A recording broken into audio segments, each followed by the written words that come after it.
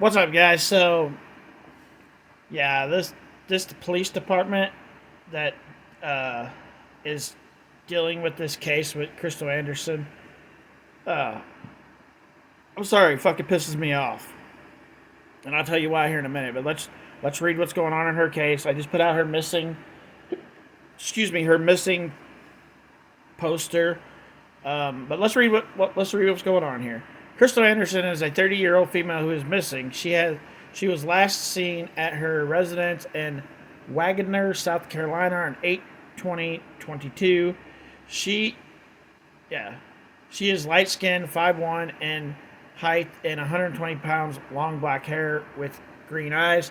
Let's state the facts that have been validated.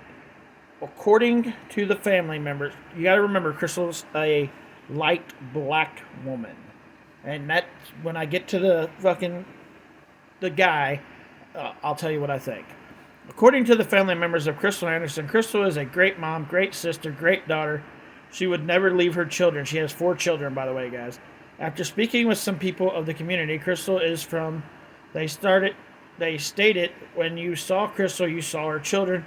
She always had her children beside her. Krystal is a top social media influencer who uses her platform as an outlet to express the pain she endured while being in a relationship that consists of domestic violence. Yeah, that's going to play an effect here in a second. The family took every measure to help their scared loved one leave the situation. However, allegedly, Tony Berry, ex-boyfriend slash child's father, would threaten to harm the lives of the people she loved. She selfishly, she relocated in hopes to get away from the situation. She is now missing after about a month and a half at her new residence. It is said that the family found candles that had Krystal's date of birth and name. It is said that the family found candles that had Krystal's date of birth and name with "Do as I say" engraved in them. Wow, that's fucking crazy. Like, I haven't read this yet. I watched a news article. I was reading it with you guys, so we're gonna learn some new stuff. But that Tony Berry guy, yeah, he's gonna play a role here in a minute. According to the investigator Cleveland, according to investigator Cleveland, on the night of August 20th, 22, Krystal and her 4 children were at their residence with Tony Berry, child's father, ex-boyfriend, came over and allegedly began to question a child if another man had been present. The child answered yes. The conversation between Tony and Krystal got heated. Krystal and her ex-boyfriend, Tony Berry, stepped outside and Krystal's children heard her scream. Looking out the window and witnessed Tony Berry placing Krystal in the trunk of the car. Krystal never returned home. Tony later returned to the home and allegedly informed authorities she ran off after Krystal insisted he called her disappearance. Oh, the other way. That's Krystal, by the way, I think. Yeah, this is Krystal right here. So you guys can see what she looks like. I did a video on that already, so that's why we're not going to go back into that one. According to the WIS News 10, the mother of Krystal stated that it is unusual for Krystal Anderson to not communicate with the family members on a daily basis. She stated she found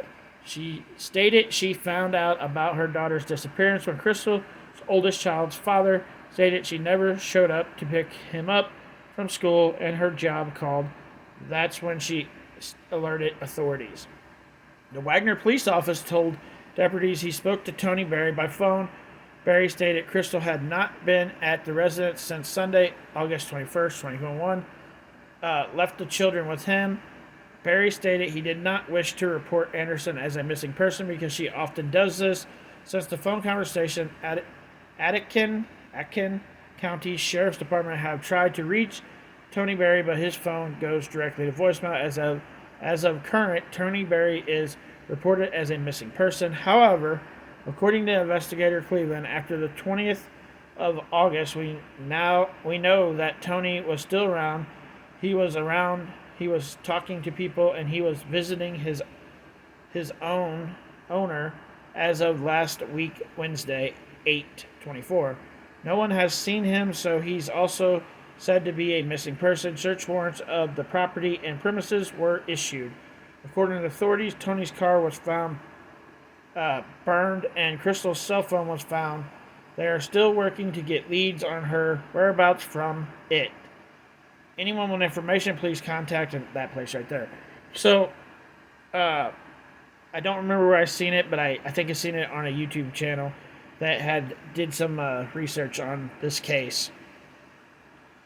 And either the mother or a sister, I think it was it was a sister. It was a sister that had called the police department, and they say they have no leads in this case. Are you effing kidding me? No leads?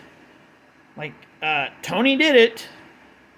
That's all the. I mean, that's Tony Berry is your fucking number one suspect. Like, he did something to her. No doubt in my freaking mind. No doubt. The kid's seen his mother go in the trunk from his father.